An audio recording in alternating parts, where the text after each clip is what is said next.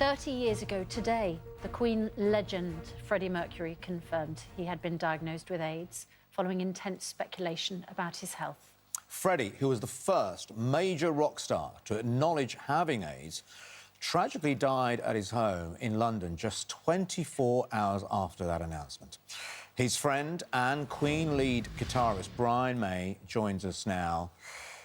Brian, I know his documentary is due to come out on the BBC this month, and it takes us back to that moment. And for Freddie to have hold this secret so close, and for you guys in the band to protect Freddie like that, must have been a very, very difficult and challenging time for you all.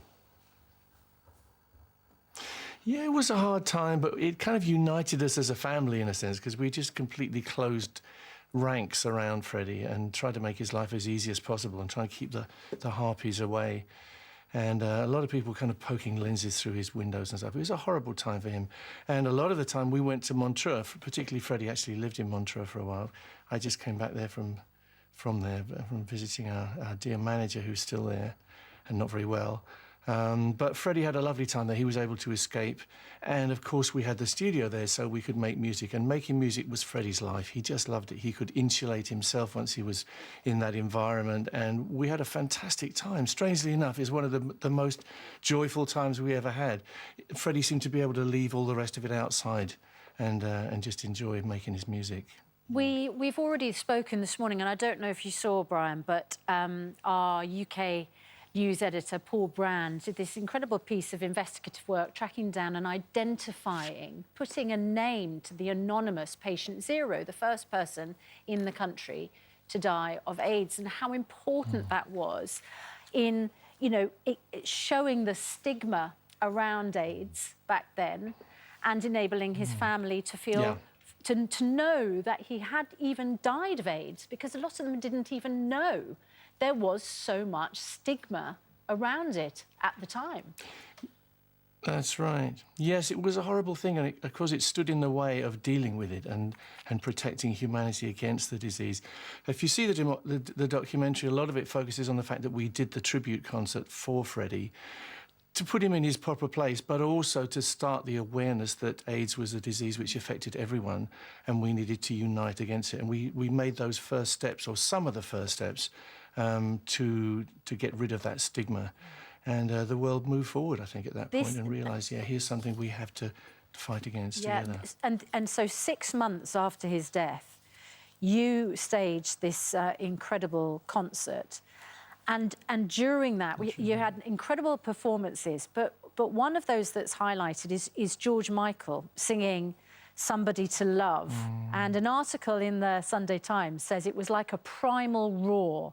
George Michael had sold 100 million records and yet did not feel able to come out as a gay man. Years later, he said it was the greatest performance of his career and the loneliest moment of his life. Bless him, yeah. It's terrible to think that he's gone as well now. Looking at that footage, he was such a beautiful young man, you know, and the voice was incredible. I think it was a definite highlight of the night for us when his voice was coming out of that monitor system, so clear and so strong. He was a wonderful performer and a wonderful guy. Yeah, and it says something that even at that time, it was hard for him to come out and be honest about his own sexuality. Yeah, the times were very different. Times have changed so much, and I'm glad. That's the way it needed to be. Brian, you're known as a rock legend, of course, your time with Queen. You're an astronomer, you're a publisher. I know you mostly want to be known for your animal activism, don't you? Out of all of the things that you've done, that for you is the most important. Yeah. To me, you know, I think on the day that I die, I want to be able to look back and think that I did something to try and improve the way that humans treat the rest of the animals on this planet. I think it's one of the great unspoken and unsolved problems, really. We're not very good at treating each other very well as a human race, but we are terrible in the way we exploit the other creatures on this planet. And to me, it's a mission. I can only do it, of course, because I have the door open, by Queen and by music and the other things that I do. But yeah, it's very important to me. I feel we have a terrible debt to pay back to the creatures of this planet, and it's time we started thinking about it and stopped destroying their habitat To me, that's a big thing that we should be looking at. Global warming is a huge issue, but it's not the only issue. We are destroying the habitat of not only ourselves, but all the other creatures. And it's going very fast and terrifyingly dangerous.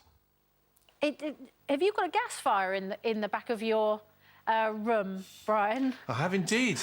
Yes. Is it an nice and warm. It's frosty here. Is it an eco-friendly one? I've no idea. It's been there a while, so it probably needs updating. Everything needs updating these days, but it's very nice. Yeah, I think it's fine. I don't think it's having a big carbon footprint here. Of course, you can burn logs around here if you want, but we don't at that the moment. Yeah. So maybe that's a good decision. You've got, you know, we've already listed the incredible achievements that you have to your name. Adil has an absolutely remarkable book in his hands. Tell us about this, Brian. You do. You have a beautiful book in your hands. Tell us all about it. Yeah, I have one as well, strangely enough. Hey, there you go, there you go. Yes, I was fortunate enough to get one. Yeah, it's a dream to have made this book. I didn't write it. My wonderful researcher, Denis Pellerin, wrote it, but I spent a lot of time working with him on it because it's been a dream of mine to actually put the record straight as to what stereoscopy is, where it came from, what 3D is and how it relates, and to try and dispel a lot of the myths that have come over the years. There's a lot of inaccuracies. You know, fake news wasn't born last year. Fake news existed for the Victorians as well, and all kinds of people claimed credit for things which they shouldn't have. So this is how stereoscopy was born, how we learned from Charles Wheatstone in 1832 that we need two eyes for a reason. We have two eyes for a reason because it gives us this depth perception of the world. Nobody figured it out in the Renaissance, which continually amuses me. No Leonardo da Vinci. They got perspective, but they didn't get stereopsis.